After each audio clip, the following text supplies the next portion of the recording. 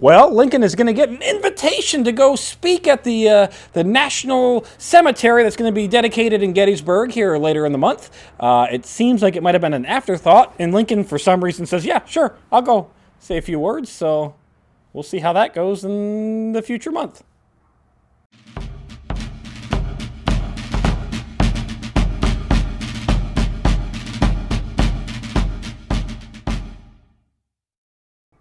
Hello and welcome to Civil War in Hindsight. I'm Lieutenant Tommy. With me, as always, is Prospector Johnny, and we got a short week. We've had a couple other short weeks. It's getting cold. We're all in the fuck it. Let's just wait till spring mode, I think.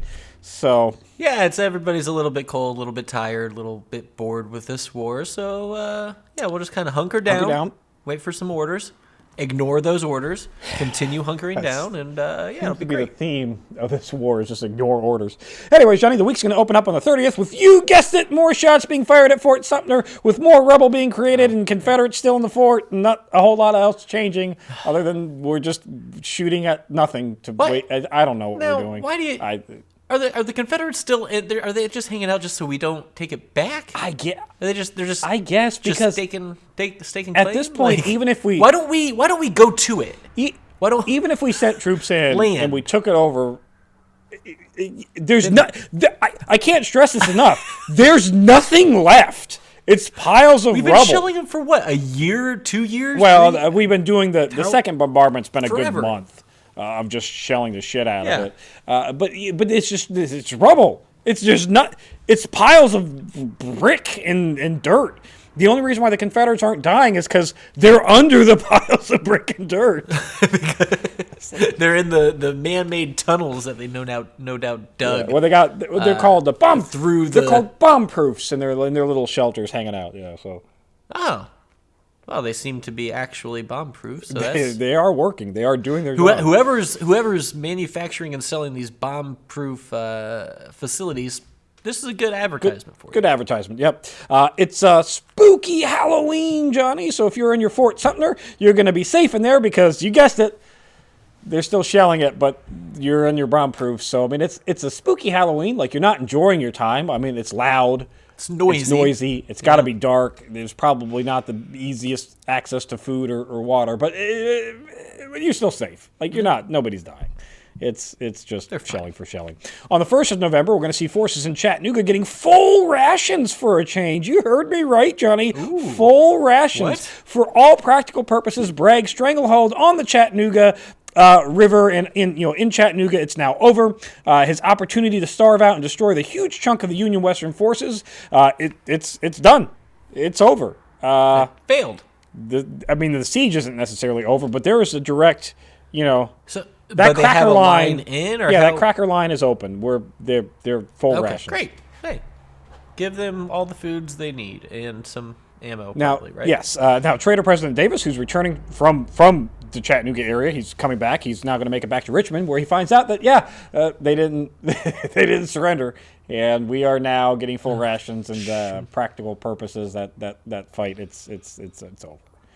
On the 2nd, Lincoln is going to receive an invitation to dedicate the National Cemetery at Gettysburg. This is going to be held on the 19th of November, and Lincoln does accept the invitation. So, yeah, sure, I'll come on out. I got nothing better to do. I'll say some words. What's that, a couple weeks? A couple weeks. They gave the President of the United States in the midst of war several weeks to decide whether he... It's got to be a several day trip. It's at least a good day trip. It's a good at least day trip from Washington to All right, so he said he's too busy. No, he said he's coming. I'm gonna do it. Sorry, yeah, he's sure. I'll be there. Just gonna tour small town America here, huh? I guess, yeah. Must be nice. Lincoln is also going to express concerns over potential violence in several states facing the upcoming election next year. He says, "Hey." I was going to say, in the midst, President Lincoln. There's a lot of violence already. In the middle.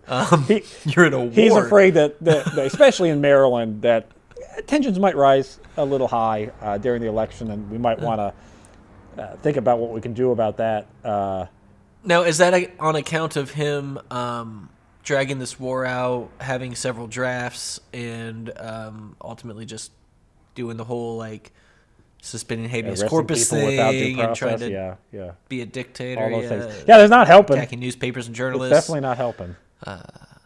Valid concerns, I'd say. I would think. But hey, I could see why people would be upset. Since he suspended habeas corpus, I mean, at this point, all he's got to do is like, if you don't vote for me, you go to jail. So, I mean, he's he does have my vote. Just to be clear. And Johnny, you guessed it. Continued shelling of Fort Sumner on the 2nd. So we're okay. Still doing that. On the 3rd, we're going to see more shelling of, you guessed it, Fort Sumner, with Confederates attacking Union positions in Louisiana at Carrion Crow Bayou.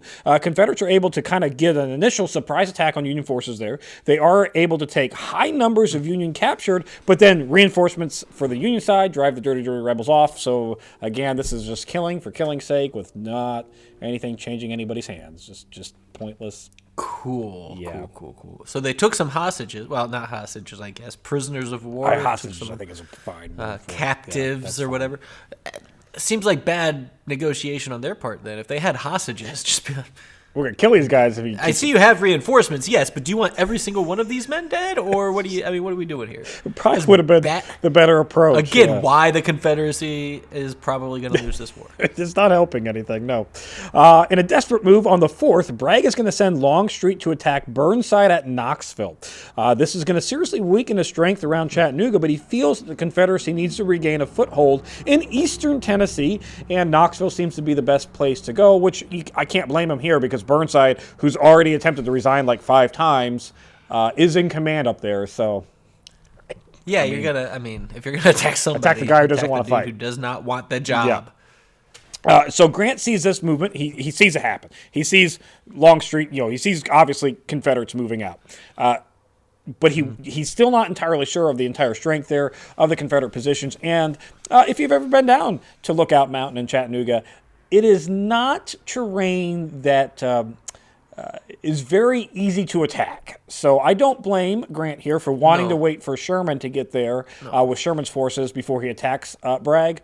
But the intention here is he puts an order to Sherman, get your ass over here to Chattanooga as fast as you can.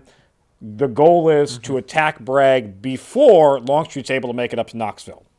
Since there's no direct train route from Chattanooga to Knoxville that's intact, he's at least got some time to work with. We'll see if it bodes out that way or not. We don't know. We'll have to wait till next week or perhaps the week after. Hope is here that Burnside does hold out if he does get attacked before Grant's able to attack the forces there at Chattanooga. So we'll see. In the short week, Johnny's going to come to an end, with Grant hoping Sherman's going to arrive in time to attack Bragg before Longstreet attacks Burnside. And the final note, Lincoln is going to write a very angry letter to Banks in Louisiana asking why a constitutional government hasn't been established yet. Look, I know that you got military governorship, and I appreciate that military governorship, but it's been a year or so since we've taken over Nolens and the majority of Louisiana. It might be time to hold some free and fair elections. And by free and fair elections, Lincoln does say that he wants to ensure that slavery is continued to be made illegal in Louisiana. So have elections, but make sure they vote to free slaves.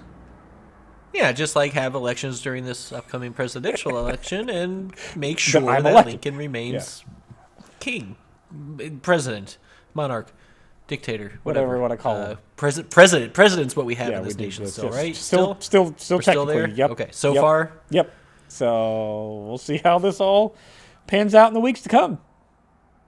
That's it for this week in Silver in Hindsight. If you enjoy Silver in Hindsight, check out Historic Hindsight, where we've been making some changes a little bit. We've been doing a bunch of shorts and tickety talkies. Those seem to be exploding up there. So if you want to learn real quick 1-minute history lessons, it seems to be popular. I make fun of all kinds of guns, which seems to be popular and hated all at once.